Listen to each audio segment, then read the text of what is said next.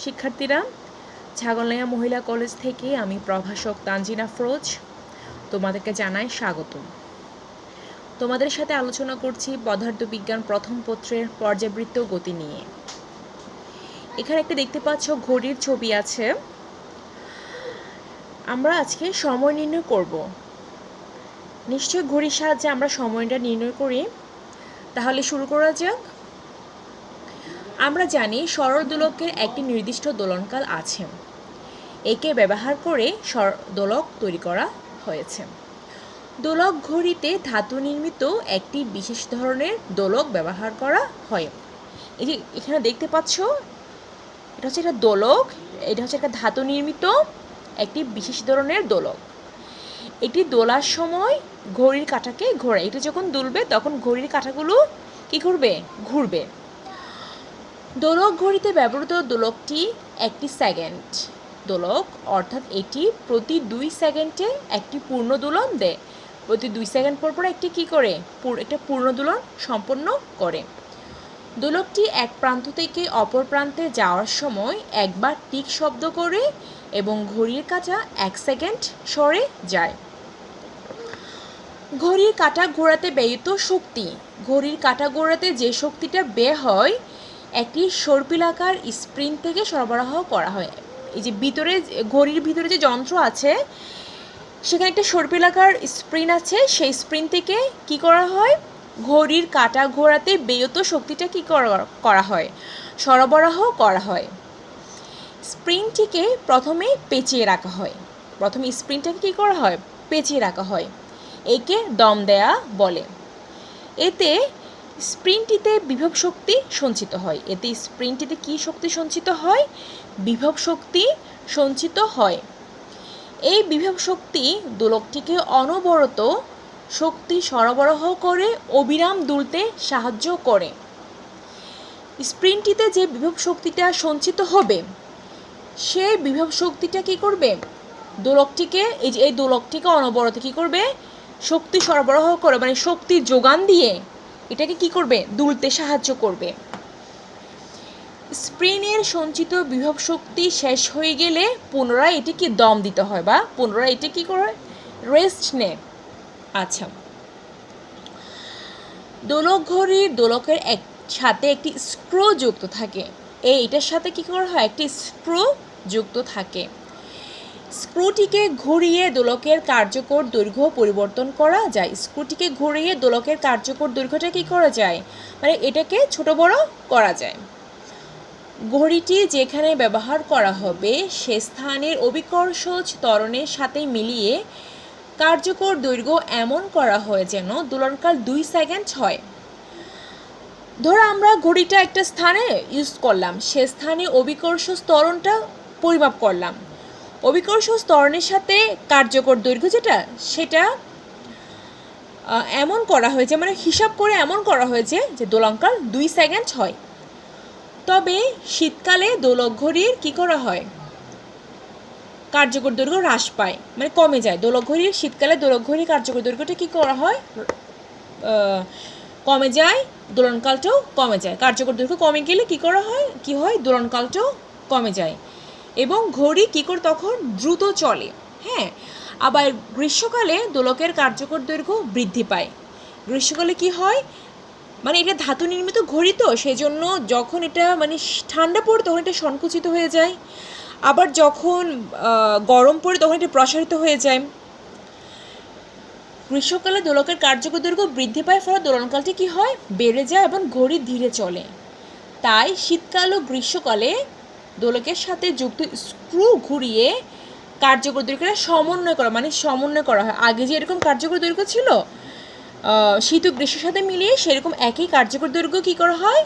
Change করা, মানে একইভাবে দোলকের কার্যকর দৈর্ঘ্যটা একই রকম রাখা হয় স্ক্রুটাকে ঘুরিয়ে, যাতে দোলনকাল ঠিক থাকে। আমরা জানি একদিন সমান 24 ঘন্টা। একদিন সমান 24 ঘন্টা। তাহলে একদিন সমান কয় সেকেন্ড? হিসাব করে দেখো, একদিন সমান কয় সেকেন্ড? একদিন সমান 24 ঘন্টা, আবার 24 ঘন্টা, আবার 60 মিনিটে 1 ঘন্টা, তাহলে আমরা যদি এর হিসাব করি দেখি আবার 1 মিনিট সমান 60 সেকেন্ড। তাহলে যখন আমরা এটি হিসাব করব তখন দেখো 24 into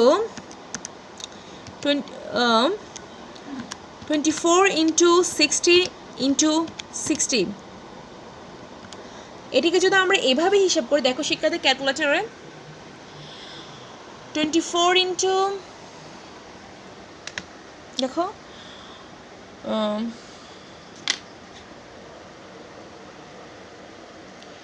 24 into 60 into 60, 24 into 60 into 60। তাহলে এটাকে যদি আমরা ইকুয়াল করি কত হবে 86400 সেকেন্ড। তাহলে আমরা এটা কি হিসাব করেছি, একদিন ইকুয়াল কত সেকেন্ড, তাহলে একদিন ইকুয়াল 86,400 সেকেন্ড।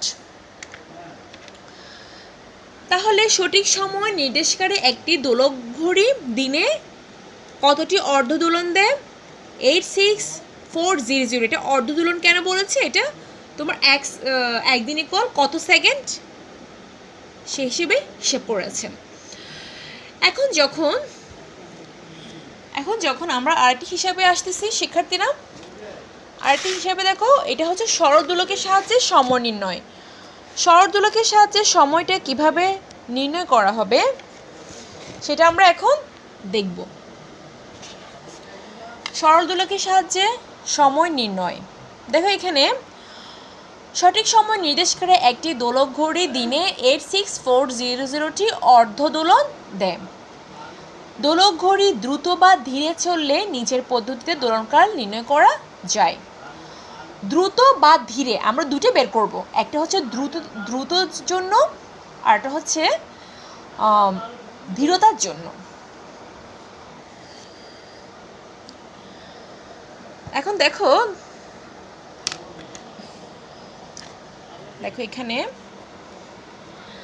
দোলকটি 86400 দোলক ঘড়ি দিনে এন্ড সেকেন্ড ধীরে চলে। আমরা দোলক ঘড়ি দিনে কয় সেকেন্ড ধীরে চলে সেটা জানি না, তাই আমরা কি নিব, দোলক ঘড়ি দিনে এন্ড সেকেন্ড ধীরে চলে। দোলকটি 86400 মাইনাস এনটি অর্ধ দোলন দিয়ে 86400 সেকেন্ড, মানে এখান থেকে আমরা একদিন ইকুয়াল কত সেকেন্ড 86400 সেকেন্ড বের করেছি, সেখান থেকে দোলক ঘড়ির যে ধীরে চলে সেটা বাদ দিলে এটা 86400 সেকেন্ড এতটি অর্ধ দোলন দেয়, মানে 86400 মাইনাস এনটি অর্ধ দোলন দেয় 86400 সেকেন্ডে দোলকটি একটি অর্ধ দোলন দেয়। স্বাভাবিক এটা ঐকিক নিয়মের মতো 86400 ডিভাইড বাই 86400 মাইনাস এন, দোলকটি দুইটি অর্ধ দোলন দেয়, আমরা 2 গুণ করব। এখন দেখো সুতরাং দিনে এন্ড সেকেন্ড ধীরে চলে দোলনকাল হবে, যদি এন্ড সেকেন্ড ধীরে চলে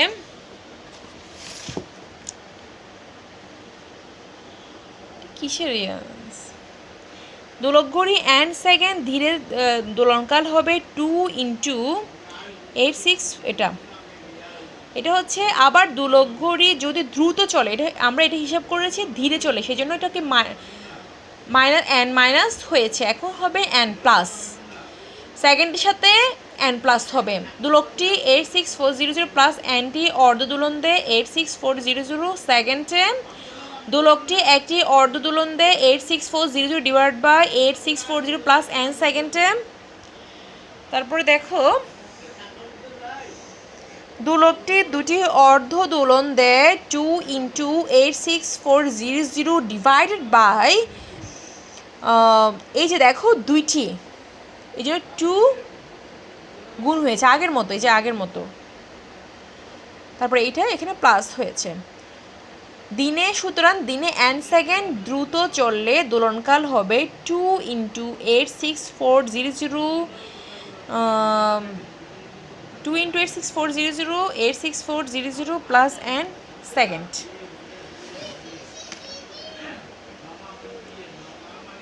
এটা হচ্ছে হিসাব। এভাবে আমরা দোলক ঘড়ির দ্রুততা এবং ধীরতার হিসাবটা নির্ণয় করব। সরল দোলকের সাথে এভাবে সময়টা আমরা নির্ণয় করব। এখন আমরা আসবো সরল দোলক সংক্রান্ত কয়েকটি ঘটনা। সরল দোলক সংক্রান্ত কয়েকটি ঘটনা।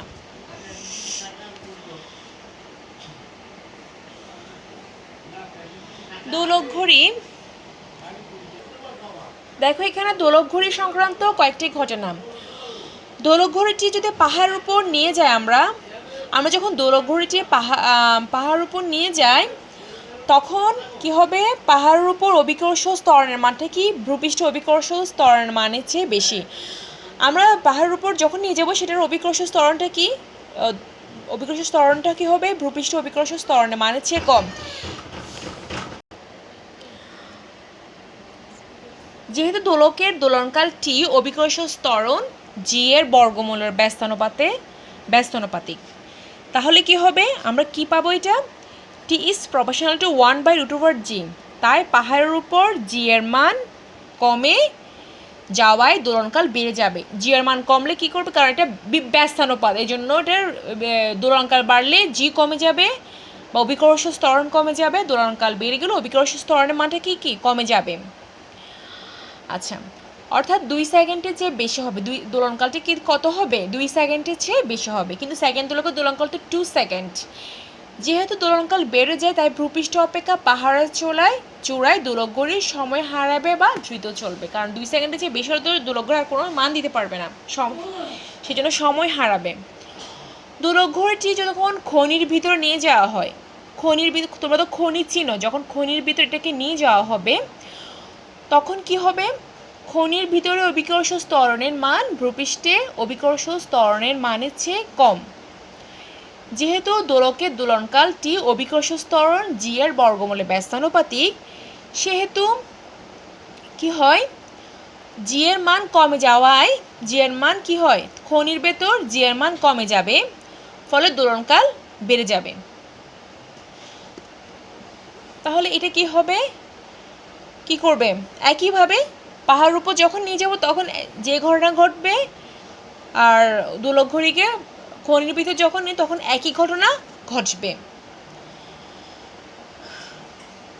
আমরা যখন এটাকে ভূকেন্দ্রে নিয়ে যাব, ভূকেন্দ্রে কিন্তু দোলক ঘড়ি দুলবে না, কারণ এটার অভিকর্ষ ত্বরণের মান যখন শূন্য হবে দোলনকালটা কি অসীম হয়ে যাবে, বাড়তে বাড়তে বাড়তে অসীম হয়ে যাবে, তখন দোলক ঘড়ি দুলবে না এটা। আচ্ছা, সেকেন্ড দোলকটা কি, যে সরল দোলকের দোলনকাল 2 সেকেন্ড, অর্থাৎ যে দোলকের এক প্রান্ত থেকে অপর প্রান্ত যেতে 1 সেকেন্ড সময় লাগে তাকে কি বলা হয়, সেকেন্ড দোলক বলে। তাকে কি বলা হয়, সেকেন্ড দোলক বলা হয়। সেকেন্ড দোলক 1 সেকেন্ডে একটি অর্ধ দোলন সম্পন্ন করে। যেহেতু এটা সেকেন্ড দোলক সেহেতু এটার সময়টাও 1 সেকেন্ড হবে। সেকেন্ড দোলকের দৈর্ঘ্য, সেকেন্ড দোলকের দোলনকাল এটা হচ্ছে 1 সেকেন্ডে অর্ধ দোলন দেয়, তাহলে 2 সেকেন্ডে পূর্ণ দোলন দেবে। তাহলে সেকেন্ড দোলকের দোলনকাল টি ইকুয়াল 2 সেকেন্ড। আমরা জানি সরল দোলকের দোলনকাল টি ইকুয়াল √L/g। সুতরাং সেকেন্ড দোলকের জন্য 2 সেকেন্ড ইকুয়াল 2/√L/g বা L ইকুয়াল g/π²s²। এখান থেকে দেখো এটা টি, এখানে দেখো এটা টি এর মানটা বসেছে, এই যে টি ইকুয়াল 2 সেকেন্ড পেয়েছি, সেখান থেকে এটা 2 সেকেন্ড এসেছে।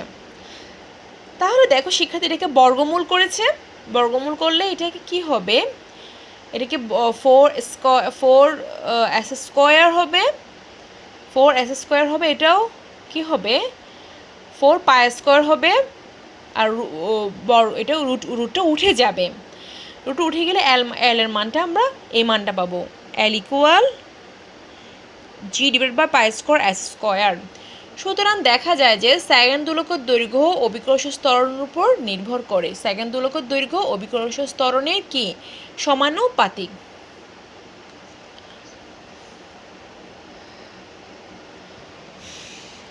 শিক্ষার্থীরা আজকে এতটুকুই, আশা করি ভালো থাকবে এবং স্বাস্থ্যবিধি মেনে চলবে।